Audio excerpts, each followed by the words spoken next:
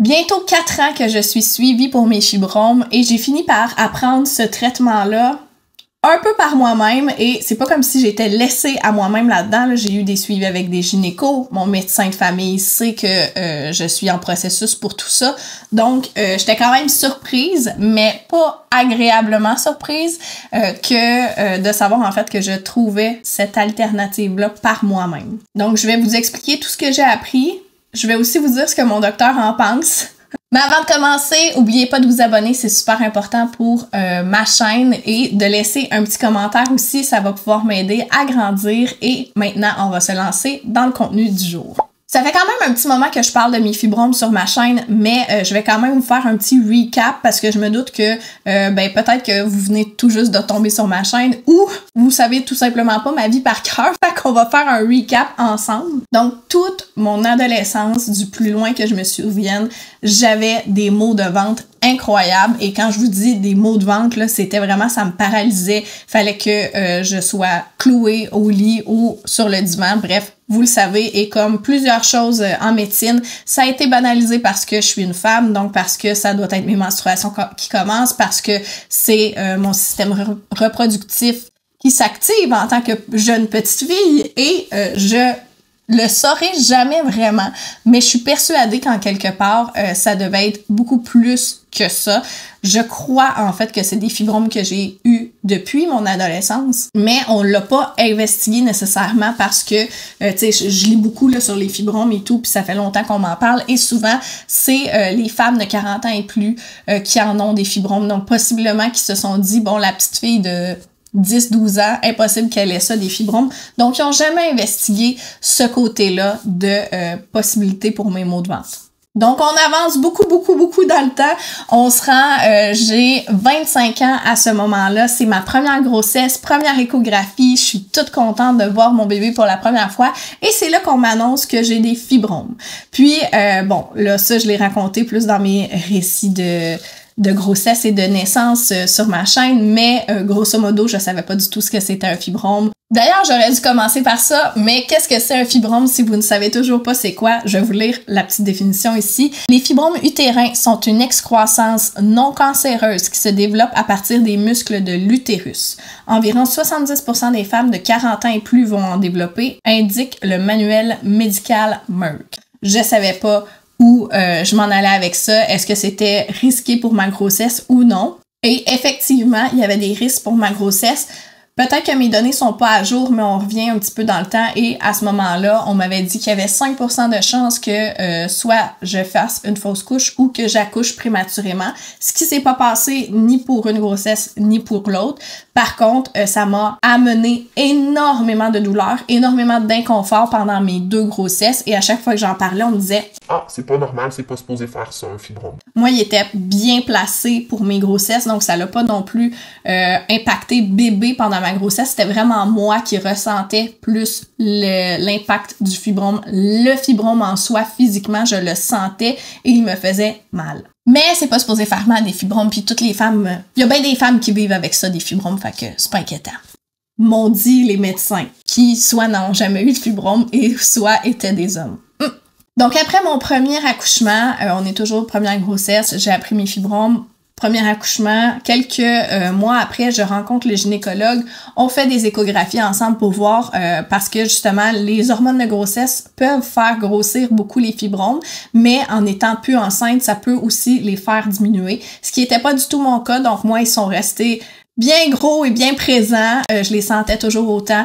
Ils avaient diminué d'1 petit centimètre, mais c'était vraiment pas comparable. J'avais au total 15 cm de masse, donc entre 15 cm et 16 cm, la différence est tellement minime. Donc, on voulait trouver une autre alternative pour les faire rétrécir. Et à ce moment-là, le gynécologue m'avait dit le meilleur moyen de contrôler le fibrome, c'est avec un stérilet. Donc, on a essayé 2 types de stérilets. Le premier, c'est Kilena, le deuxième, Mirena. Mirena, c'est un stérilet que j'avais eu dans le passé, mais le Kilena est plus petit. moins d'hormones aussi, donc on a commencé par lui et rapidement on a vu que ça faisait aucun changement sur le fibrome, donc je l'ai pas enlevé, je l'ai fait enlever et on a essayé le Mirena, mais les résultats étaient les mêmes. Donc moi toujours en mode je veux essayer de comprendre qu'est-ce qui se passe. Je crois, là c'est ma compréhension à moi, c'est vraiment pas une lecture médicale, mais je crois que le stérilet va aider pour les saignements, parce qu'en ayant des fibromes, on a des menstruations, peut-être pas toutes les femmes, mais la majorité ont des menstruations douloureuses et très abondantes. Donc le stérilet à ce moment-là va venir aider parce que en ayant le stérilet, on devient plus menstrué ou on a juste des règles qui sont vraiment moindres, limite que du spotting. Donc c'est sûr que pour la conséquence du fibrome, le stérilet aide, mais moi, je voulais pas traiter la conséquence. C'est ce que vous allez ressentir un peu, là. C'est vrai que présentement, je suis vraiment choquée de l'expérience médicale que j'ai eue ici et que j'ai toujours parce que je trouve que on m'a pas bien informée. Donc oui, j'ai une certaine frustration. Je pourrais pas dire que c'est de la haine, tu sais, genre, j'ai énormément de respect pour les médecins et tout, mais j'aurais aimé qu'on m'en dise plus et pas devoir arriver tout le temps avec des faits puis après ça qu'ils m'expliquent. Ce que je trouve vraiment déplorable au final, c'est que on essaie toujours, en tout cas moi, mon médecin essaie toujours de régler la conséquence, mais jamais on va traiter le vrai bobo. Puis c'est là que ça me fatigue un peu parce que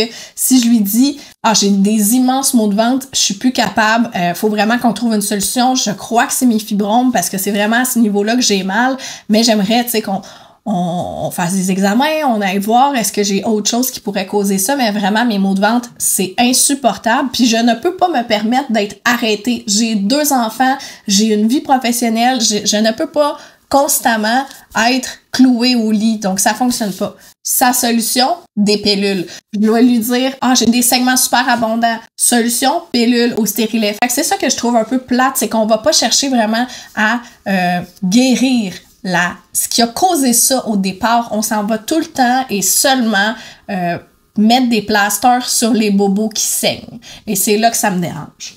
Donc, je me ramène, on revient avec justement l'espèce de diagnostic du gynécologue. Après plusieurs essais, plusieurs stérilets, on voit que ça fonctionne pas de faire rétrécir les fibromes naturellement, là, je mets des gros guillemets, et il m'explique que l'option pour moi, ce serait l'opération. Donc, c'est possible d'avoir l'opération qui est de faire retirer les fibromes. Et si vous parlez de ça à des femmes, je dirais 40, 50 ans passés, ils vont vous dire, ben voyons donc, moi, ils enlevaient ça des fibromes, là, puis entre les grossesses et tout. Je peux pas parler au nom de tous les gynécologues, mais moi, mon gynécologue m'a dit, on fait plus ça. Donc, lui, il généralise, on fait plus ça d'enlever des fibromes entre les grossesses. Il m'a dit, quand tu vas avoir fini ta famille, tu reviens me voir, puis on va céduler ton opération, on va t'opérer, mais c'est très possible qu'on t'enlève l'utérus au complet. Mais pourquoi? Est-ce que j'ai besoin de me faire enlever l'utérus? Est-ce qu'ils sont mal placés? Non, non, non, pas du tout. Ils sont très bien placés et tout. C'est juste que c'est très possible que... Et ils passent énormément de temps là-dessus. Non seulement je trouve ça déjà stressant de me faire ouvrir pour me faire retirer des masses près d'un organe que j'aime, que je ne veux pas perdre et que mon Dieu m'a apporté tellement, a apporté mes 2 enfants. Même si je ne veux plus d'enfants, j'aimerais quand même garder mes organes. Puis je pense que c'est un droit assez normal. Ça m'a tellement pas mis en confiance que je me suis dit, non, moi, c'est pas lui qui va m'opérer si je me rends à l'opération. Durant ma 2e grossesse, j'étais suivie en maison de naissance à Nicolet et mais tout ce qui était relié à l'hôpital, donc les échographies, les tests, etc., je faisais affaire avec l'hôpital de Trois-Rivières à ce moment-là. Donc, c'était un autre hôpital. J'ai rencontré d'autres gynécologues et ils m'ont dit que, bon, ils pouvaient pas me faire justement de diagnostic ou quoi que ce soit avant que je ne sois plus enceinte, mais que d'envoyer une requête une fois que je serais plus enceinte pour justement faire un suivi là-dessus. Mais c'était mon plan, c'était d'avoir un 2e avis d'un autre gynécologue et si c'était vraiment l'opération, ben je voulais la faire, mais avec un autre gynécologue que le premier que j'avais rencontré. Le problème avec cette solution-là, c'est que ça fait plus d'1 an que j'attends juste pour avoir une consultation, juste pour voir un gynécologue, juste pour lui dire « Voici où j'en suis maintenant ». Mais Mes douleurs sont constantes, mais ma sensibilité au toucher, que ce soit de n'importe quelle façon, que ce soit quand je prends mes enfants, puis si jamais on joue et je suis couchée sur le dos, puis je les ai sur mon ventre, ça me fait un mal atroce. Douleur pendant les relations. Si j'attends trop longtemps avant d'aller faire pipi, une fois que j'urine, j'ai hyper mal au ventre. On dirait que les choses se replacent à une place qui sont pas supposées. Je ne pourrais vous expliquer, mais dans les sports que je fais, dans mes activités du quotidien, dans mon rôle de mère, ça me fait mal. Donc, 1 an d'attente sur une liste d'attente, là, il y en a qui ont des cas peut-être plus graves, d'autres moins, mais on peut-tu se dire que c'est long quand on a un mal qui perdure?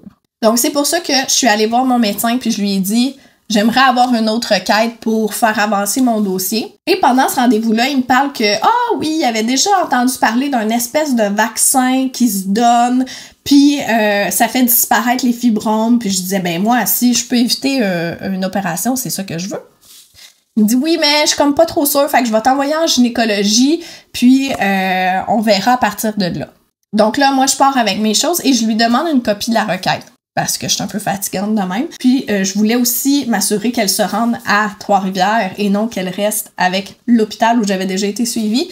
Donc, en voulant l'envoyer à Trois-Rivières, je remarque sur la requête que c'est seulement écrit « suivi fibrome ». Jamais on parle de mes douleurs, jamais on parle de l'inconfort que j'ai, des inconvénients que ça me cause dans ma vie. C'est juste « suivi fibrome », mon sexe et mon âge. Puis, that's it. Donc, je me dis, là, ça fait plus d'1 an que j'attends. Ça va prendre 3 ans juste avec un suivi fibrome. Donc, je commence à sa voix puis son histoire de vaccin, de fibrome, ça me trotte en tête. Donc, je commence à faire mes recherches un peu plus là-dessus. Et là, je le trouve. Je tombe sur un article. C'est un article de la presse. Et ça commence en disant que les femmes et les médecins dénoncent le manque d'informations d'accès à un traitement peu invasif pour traiter les fibromes utérins, qui affectent des milliers de femmes et qui se terminent trop souvent par une hystérectomie. C'est exactement mon cas, là. Fait que là, on peut pas plus m'interpeller par un titre seulement. Donc là, je commence à lire là-dessus et je me rends compte qu'en fait, il y a un traitement qui s'appelle l'embolisation des fibromes qui se fait par des radiologistes. Donc, je vais juste vous lire un petit passage qui parle énormément. Au Canada, le tiers des hystérectomies, opérations lourdes visant à enlever l'utérus chez la femme, sont pratiquées pour traiter les fibromes utérins. De ce nombre, 40% des femmes s'y soumettent sans envisager le recours à un autre traitement moins invasif. Mais demandez-vous pas pourquoi? Prenez-moi comme exemple, ça fait 4 ans que je suis suivie, ça fait 4 ans que je suis en relation avec des médecins et j'ai une confiance probablement aveugle en me disant ils savent ce qu'ils me disent puis ils savent vers quoi me tourner et jamais on m'a parlé de l'embolisation des fibromes. Même pas pour me dire « Ah, mais toi, tu serais pas un bon cas, par exemple. » Donc là, j'ai aucune idée si je suis un cas éligible ou non, mais moi, c'est ça que je veux, là. Puis dans l'article, il y a juste une petite quote qui dit « Ça va être ça. » C'est exactement ça, là, que mon histoire, là. C'est exactement mon histoire de mon médecin qui m'a dirigé vers un gynécologue, puis le gynécologue, il m'a dit « Bon, ben toi, ça va être ça. Toi, c'est, on t'opère, puis that's it, puis finis ta famille, puis un coup que c'est fini, tu t'en viens ici, puis on t'enlève tout ça, là. » Donc, je fais mes recherches et tout, puis je regarde c'est quoi une embolisation des fibromes utérins. C'est un nouveau moyen de traiter les fibromes. C'est un examen qui est réalisé par un médecin radiologiste qui, en introduisant un cathéter dans chacune des 2 artères utérines, injecte de petites particules pour bloquer les branches artérielles qui alimentent les fibromes. Cela entraîne la mort du tissu fibromateux, le rétrécissement des masses et, dans la plupart des cas, le soulagement des symptômes. L'embolisation des fibromes utérins effectuée sous anesthésie locale est beaucoup moins invasive que la chirurgie ouverte d'ablation des fibromes utérins. C'est une intervention qui dure en moyenne entre 60 et 90 minutes. Pendant cet examen-là, ils vont toujours surveiller rythme cardiaque, tension artérielle, respiration puis niveau d'oxygène. Le radiologiste va administrer un sédatif qui va nous rendre somnolentes, ainsi qu'un anesthésique local pour endormir la peau dans la région de l'aine. Il pratiquera ensuite une petite incision dans la peau et insérera un cathéter dans l'artère fémorale. Le radiologiste déplacera le cathéter dans les artères utérines en se guidant grâce aux rayons X et à des injections périodiques du produit de contraste. Il injectera des particules dans le cathéter jusqu'à ce que le flux sanguin dans les artères utérines soit bloqué. Donc, moi, vous comprendrez que je lis ça, donc tout de suite, je prends le téléphone puis je veux un deuxième rendez-vous avec mon médecin de famille parce que je dis, ben non, moi, faut pas que je sois vue par un gynéco, moi, faut que je sois vue par un radiologiste.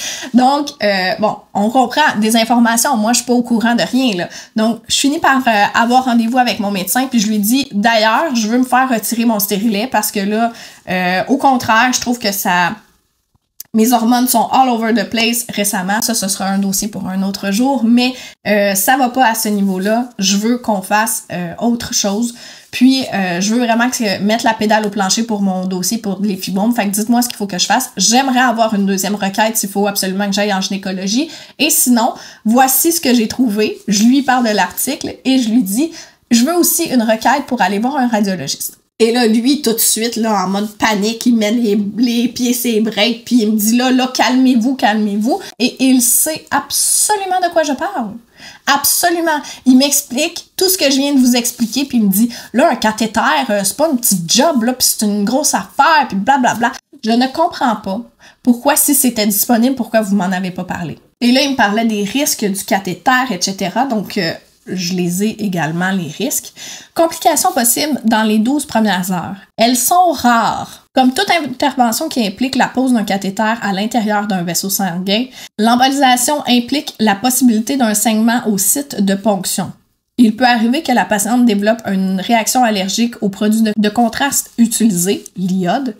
Il y a aussi moyen d'avoir un médicament si jamais vous êtes allergique, là. On parle également de possibilité d'avoir des crampes pelviennes pendant plusieurs jours, peut-être des nausées, fièvre modérée.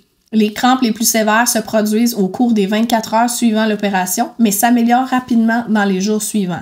Ces symptômes seront contrôlés par les prescriptions mises au dossier par le radiologiste. Lors de votre sortie d'hôpital, nous vous donnerons un antidouleur à prendre par voie orale. En fait, il me dit, première étape, il faut que tu sois vu par un gynécologue pour qu'on fasse une échographie des fibromes puis qu'on sache où on en est. Et si jamais c'est disponible pour toi, tu vas pouvoir être référé là, à ce moment-là, au médecin radiologiste. Parce que c'est pas tous les médecins radiologistes qui font cette opération-là. Il y a quelques hôpitaux au Québec. Donc, je veux aussi m'assurer d'avoir une place à cet hôpital-là parce que c'est pas vrai que je vais commencer un processus avec un hôpital. Donc là, moi, je commençais avec Trois-Rivières et Trois-Rivières en fait pas partie. Donc, à la place, pourquoi pas aller directement avec un hôpital qui fait ça? Il faut compter entre 2 et 3 mois avant que les fibromes ne rétrécissent suffisamment pour que nous observions une amélioration des symptômes associés au volume des fibromes, comme une douleur ou une pression. Il est fréquent d'observer une diminution de l'abondance des menstruations au cours du premier cycle menstruel suivant l'intervention. La plupart des femmes retrouveront un cycle menstruel normal après l'intervention. Si vous voulez en savoir plus aussi, je sais qu'il y a un groupe Facebook qui existe. Je me suis mis là-dedans aussi pour avoir plus d'informations puis parler justement d'expériences de femmes qui, comme nous, si c'est votre cas aussi, avaient peu d'informations ou pas accès à cette information-là parce que faut la chercher pour la trouver. Parce que comme je vous disais tantôt, 40% des femmes se soumettent à l'hystérectomie parce qu'on leur dit juste « ben ça va être ça. Toi, c'est ça. Toi, c'est l'opération. » Alors qu'il y a d'autres moyens. Puis, tantôt, je vous parlais des hôpitaux, des centres hospitaliers de la province qui font ça, situés à Montréal, Québec, Lévis, Sherbrooke et Longueuil. Donc, petit travail de recherche à faire ici, mais quand même, ça nous donne de bonnes pistes. Et puis voilà, c'est là où on en est. Donc, moi, j'attends présentement de revoir un gynécologue pour faire une échographie. Puis à ce moment-là, j'espère pouvoir savoir si je suis éligible pour l'embolisation des fibromes. J'espère vraiment pouvoir avoir accès à ce traitement-là, pas vous mentir. Mais en attendant, en commentaire, j'aimerais savoir si vous êtes dans cette position-là. Est-ce que vous avez également des fibromes? Je sais qu'il y en a qui me suivent et qui en ont, qui m'écrivent sous mes vidéos quand j'en parle. Donc, j'espère que ce vidéo-là pourra vous aider. Mais pour les autres qui ont eu recours à l'embolisation des fibromes, j'aimerais savoir quelle est votre expérience, si vous êtes à l'aise de le partager, si ça a fonctionné, si ça a aidé, si ça l'a fait complètement disparaître et fait fondre les fibromes ou pas tout à fait, mais au moins ça peut vous aider. Bref, j'aimerais avoir votre avis là-dessus parce que comme vous voyez, c'est un peu difficile d'avoir de l'information et même quand ils l'ont on dirait qu'ils la retiennent un petit peu. En tout cas, c'est peut-être juste mon parcours à moi, mais c'est mon parcours, puis ça me révolte un peu. Alors, votre partage est grandement apprécié ici. Puis dès que j'ai des nouvelles, je vais vous tenir au courant, évidemment. Si c'est que de petites nouvelles, je vais peut-être juste le faire via Stories Instagram. Donc vous pouvez me suivre, je vais mettre mon username ici. Et sur ce, je vais vous souhaiter une belle journée. Je vais vous souhaiter guérison et abondance. Tiens. Puis on se voit très bientôt.